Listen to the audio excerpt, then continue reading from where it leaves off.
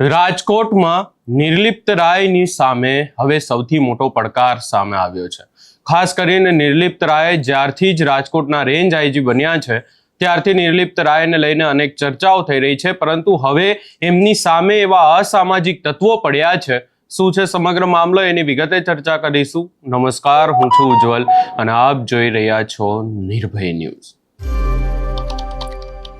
રાજકોટમાંથી કાયદો અને વ્યવસ્થાની સામે અનેક સવાલો ઊભા કરતી એક એવી ઘટના સામે આવી છે કે જેને લઈને અનેક ચર્ચાઓ થઈ રહી છે। ખાસ કરીને જો વાત કરવા જઈએ તો રાજકોટ જિલ્લાના સાપર વેરાવળ વિસ્તારમાં કાયદો અને વ્યવસ્થાને પડકારતી એક ચોંકાવનારી ઘટના સામે આવી છે। 24 કલાક ધમધમતા ઔદ્યોગિક વિસ્તાર વચ્ચે આવેલા સાપર ગામમાં તસ્કરોએ એક વૃદ્ધને બંધક બનાવી કરોડોની લૂંટને અંજામ આપતા સમગ્ર વિસ્તારમાં ભયનો માહોલ છવાઈ ગયો છે। પ્રાથમિક માહિતી અનુસાર આ આખી ઘટનામાં 5 થી 7 જેટલા શખ્સોએ મોઢા ઉપર બુકાની બાંધીને જયવીરસિંહ જાડેજાના રહેણાંક મકાનમાં ઘૂસી આવ્યા હતા। તસ્કરોએ ઘરમાં રહેલા વૃદ્ધને બંધક બનાવી દીધા અને બાદમાં અંદાજે 2,47 લાખની રોકડ રકમ, 7 તોલા સોનું તેમજ ચાંદીના દાગીના અને અન્ય કિંમતી સામાનની લૂંટ ચલાવી હતી। ઘટનાની જાણ થતાં જ પોલીસ તંત્ર હરકતમાં આવ્યું। ઘટના સ્થળે ગોંડલ ડીવાયએસપી, રાજકોટ ગ્રામ્ય એસપી તથા ક્રાઇમ બ્રાન્ચની ટીમ પહોંચી ગઈ અને સઘન તપાસ શરૂ કરવામાં આવી છે। આસપાસના સીસીટીવી ફૂટેજ ખંગાળવામાં આવી રહ્યા છે તેમજ ફોરેન્સિક અને ટેકનિકલ પુરાવા એકત્ર કરવાની કાર્યવાહી પણ ચાલી રહી છે। પરંતુ આ આખી બાબતમાં સવાલ એક જ છે કે આવું ગામ કે જે ઔદ્યોગિક વિસ્તાર, જે 24 કલાક ત્યાં કામકાજ થાય છે, લોકો હાજર રહે છે, એવા વિસ્તારની વચ્ચે આવી ઘટના ઘટવી, ખાસ કરી અને સાપર જેવા ઔદ્યોગિક અને સતત અવરજવર ધરાવતા વિસ્તારમાં તસ્કરોએ આટલી મોટી લૂંટને કેવી રીતે અંજામ આપી ગયા?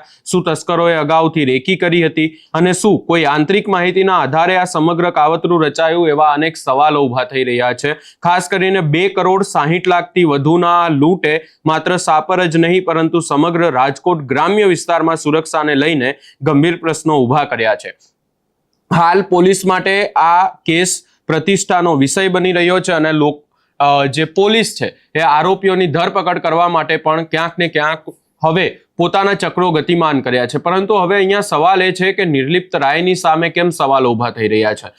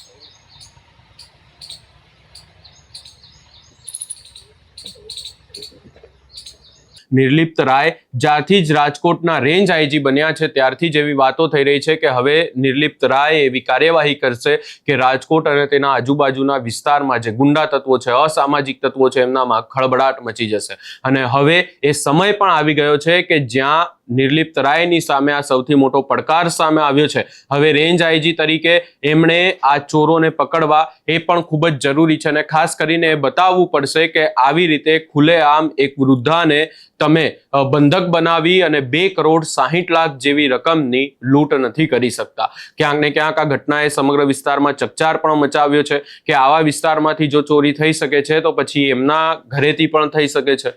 એટલે આજે આખી બાબત સામે આવી છે ખાસ કરી, અને હવે જોવાનું રહેશે કે આ સમગ્ર બાબતે પોલીસ કેવી કાર્યવાહી કરે છે, કેટલા દિવસોમાં આરોપીઓની ધરપકડ થાય છે. આ સમગ્ર બાબતે તમારો શું અભિપ્રાય છે એ અમને કમેન્ટ કરી જરૂર જણાવશો ને અમારી ચેનલ નિર્ભય ન્યૂઝને લાઇક, શેર, સબસ્ક્રાઇબ કરવાનું ભૂલશો નહીં.